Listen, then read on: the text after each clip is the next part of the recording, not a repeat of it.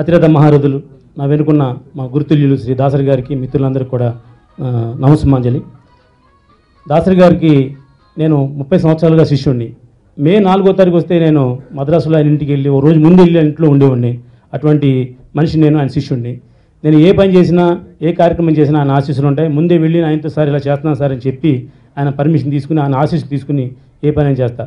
ఎందుకంటే ఎవరైనా సమస్య వచ్చిందని పెద్ద మనిషి దగ్గరికి వెళ్తారు, కానీ ముందే నేను వెళ్ళి ఆయనతో సార్ ఇలా చేస్తున్నాను సార్ అని చెప్పి చేసుకొచ్చిన మనిషిని.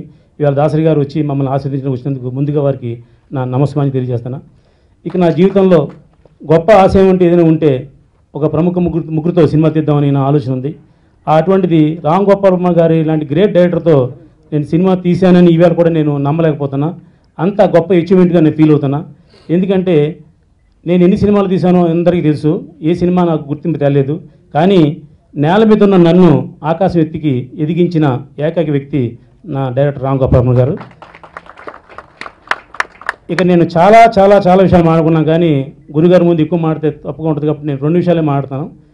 ముఖ్యంగా సినిమా సక్సెస్ ఫెయిల్యూర్స్ అని 2 రకాలు ఉంటాయండి. నా సినిమా 100% సక్సెస్ అని సగర్వంగా సభాముఖంగా తెలియజేస్తున్నా. వర్మ గారు ఎంతగానో విషయం చెప్పారు. నేను వర్మ గారి దగ్గరికి ఫస్ట్ టైం వెళ్ళినప్పుడు నేను సినిమా తీస్తాను సార్ మీతో అంటే, ఏంటి నువ్వు ఏ సినిమా తీయగలవు, ఎంతలో తీయగలవు, ఏం చేయగలవు అంటే, సార్ మీ ఇష్టం సార్, ఒక చిన్న సినిమా తీసుకుంటాను సార్ అంటే, సరే ఒక 1,25 lakhs బడ్జెట్లో ఒక నవదీప్ హీరోగా సినిమా తీస్తే నీకు సేఫ్ అవుతావని అడిగారండి.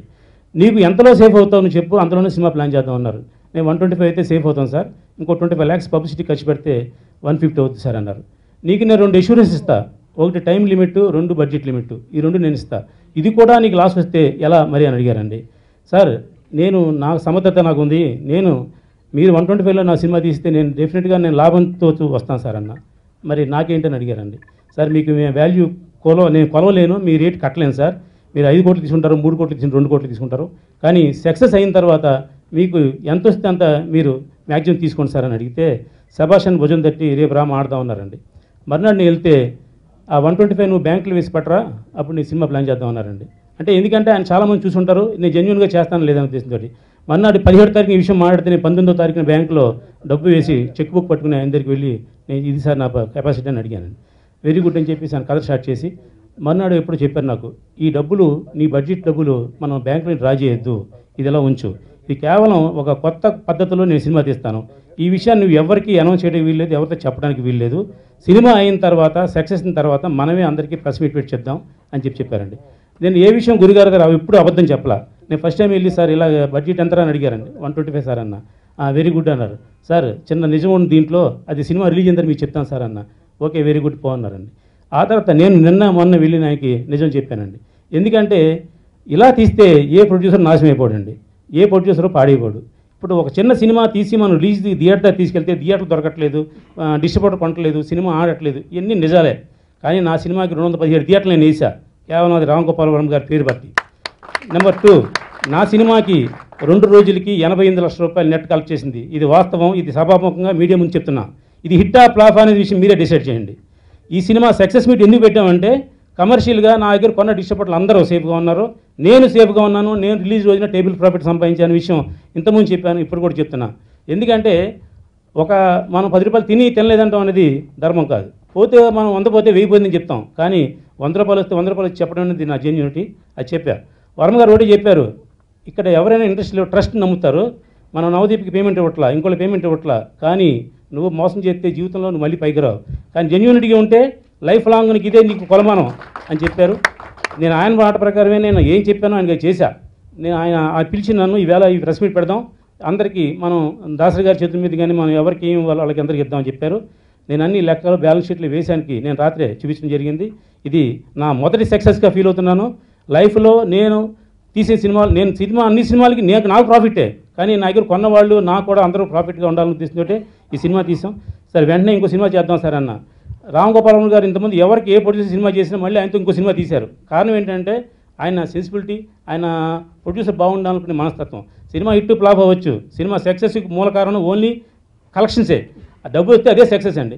100 కోట్లు పెట్టి సినిమా తీసి 70 కోట్లు ఖర్చు చేస్తే అది సక్సెస్ కాదు నా ఉద్దేశం. నేను పెట్టిన సినిమాకి నాకు రూపాయికి రూపాయి మిగిలింది, ఇది నా వాస్తవం, నిజం. ఇది మీడియా ముందు చెప్తున్నాను. అందువల్ల నా సక్సెస్ఫుల్ డైరెక్టర్ నాకు రామ్ గోపాల్ వర్మ గారు. నేను ఈ 2వ సినిమా కూడా ఆయనతో చేయడానికి కారణం అదే. ఈనాటి ఈ కార్యక్రమంలో మీడియాకు వర్మ గారికి మధ్య ఉన్నటువంటి చిన్న డెలికేట్ పాయింట్లో ఒక చిన్న సెన్సిటివ్ వివాదం ఒకటి తలెత్తిన నేపథ్యంలో మీడియా పక్షాన as a media person I would like to say a few words. Varma గారు, I would like to reemphasize one thing. నిన్న దీంట్లో జరిగినప్పుడు కూడా ఆంధ్రజ్యోతి ఛానల్లో, ఏబిఎన్ ఛానల్లో జరిగినప్పుడు చర్చ జరిగినప్పుడు కూడా చెప్పాం, తెలుగు మీడియా ముఖ్యంగా ఫిలిం మీడియా అనేటువంటిది ప్రపంచంలో మీకు ఎక్కడ ఇంత పాజిటివ్, ఇంత ఇండస్ట్రీ ఫ్రెండ్లీ మీడియా అనేటువంటిది ఎక్కడా ఉండదు. అలాంటి మీడియాతోటి రిలేషన్స్ కొనసాగించే విషయంలో పరిశ్రమ ఇప్పటిదాకా కూడా చాలా సంయమనంతో ఉంది. అలాగే మీరు కూడాను మొదటి నుంచి కూడాను మీతో ఇంటరాక్ట్ అవ్వటం అనేటువంటిది ఒక సరదా, ఒక ఎంటర్టైన్మెంట్గానే వెళ్తూ వచ్చాం. కానీ నిన్న జరిగినటువంటి విషయంలో మీరు ఓపెన్గా చెప్పారు, except that particular great Andhra I have no other grudge with any other media persons అనేటువంటిది ఓపెన్గా అని చెప్పారు. అయితే అదే కాకుండా గతంలో కూడా 2-3 సందర్భాల్లో మీడియాతో మాట్లాడేటప్పుడు మీడియా వాళ్ళు ప్రశ్నలు అడుగుతున్నప్పుడు మీరు టేక్ ఇట్ యాజ్ గ్రాంటెడ్గానో లేకపోతే వాళ్ళని అడిగిన వాడు ఎర్రాడో పిచ్చోడు అనేటువంటి ధోరణిలో మీరు సమాధానాలు చెప్పారట సార్. హర్ట్ అయ్యారట సార్, మా వాళ్ళు హర్ట్ అయ్యారు, నేను దాంట్లో లేకపోయినప్పుడు కూడా హర్ట్ అయ్యారని తెలిసింది. దానికి మీ దగ్గర నుంచి వచ్చినటువంటి రెస్పాన్స్ అనేటువంటిది అంత ప్లెజెంట్గా లేదు అనేటువంటి ఫీలింగ్ మా వాళ్ళు వ్యక్తం చేశారు సార్ అని దానికి మీరు ఏం చెప్తారు సార్ అని నేను ఆంధ్రజ్యోతి ఛానల్లో వర్మ గారిని అడిగినప్పుడు, బేసిక్గా నాది ఒక క్యారెక్టర్, నా క్యారెక్టర్ నా బాడీ లాంగ్వేజ్ అనేటువంటిది నేను ఇప్పుడు కొత్తగా మార్చుకునేది ఏం లేదు. అలాగని చెప్పి నేను అగ్రెసివ్గా వెళ్ళిపోయి అందరి మీద నా తగాదాలు పెట్టుకోవటం, కాంట్రవర్సీకి వెళ్ళటం అన్న ఉద్దేశం కాదు. I will try to change my attitude అని ఆయన నిన్న ఛానల్ ముఖంగా చెప్పారు. ఆ చెప్పిందే కాకుండా ఇప్పుడు కూడా మీకు చెప్పిన సమాధానం కూడా మా వాళ్ళు సాటిస్ఫై అవ్వటానికి, ఎందుకంటే ఇది చిన్న డెలికేట్ ఇష్యూ సార్, ఇది చిన్న డెలికేట్ ఇష్యూ, ఎవరి ఈగోస్ కూడా హర్ట్ అవ్వాల్సిన అవసరం లేదు. అట్లాగే మీరు ఒక టెక్నీషియన్గా ఇండియన్ సినిమాలో ఒక సెన్సేషన్ క్రియేట్ చేసినటువంటి ఒక టెక్నీషియన్గా మీ పట్ల మా అందరికీ చాలా గొప్ప గౌరవం ఉంది. ఆ గౌరవం వేరు. At the time of interaction a press మీడియాకి questioning is the basic right of a media person.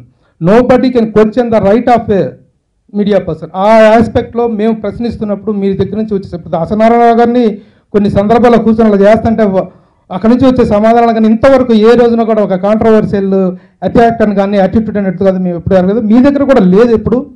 But ఇందాక మీరు ఇచ్చిన సమాధానంలో కానీ ఇంకొంచెం సాటిస్ఫాక్టరీగా ఉంటే బాగుంటుందని మేము అనుకుంటున్నాము. We expect A positive attitude from positive response from you sir. అలాగే ఇక ఈ సినిమాకు సంబంధించిన వరకు మిత్రుడు Ram Satyanarayana, what a wonderful person. ఎందుకంటే సినిమా పిచ్చి, సినిమా వ్యామోహం, సినిమా ఉన్మాది, ఈజ్ ఏ సినిమా ఉన్మాది.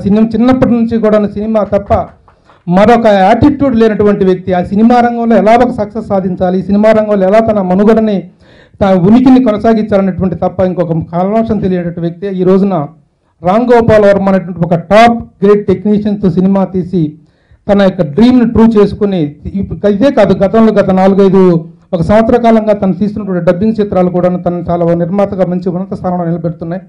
అలాంటి రామ్ సత్యనారాయణ మరొక సినిమాని కూడా రామ్ గోపాల్ వర్మ గారి డైరెక్షన్లో చేయటం అనేటువంటిది చాలా అభినందనీయం. తను ఇంకా ఉన్నత స్థానానికి ఎదగాలని మనస్ఫూర్తిగా తనని అభినందిస్తున్నాను. అలాగే ఈ కార్యక్రమానికి విచ్చేసి పెద్ద మనసుతో గురుగారు ఏర్పడినటువంటి ఈ చిన్న వ్యాక్యూమ్కి చక్కని ముగింపు ఇస్తారని చెప్పి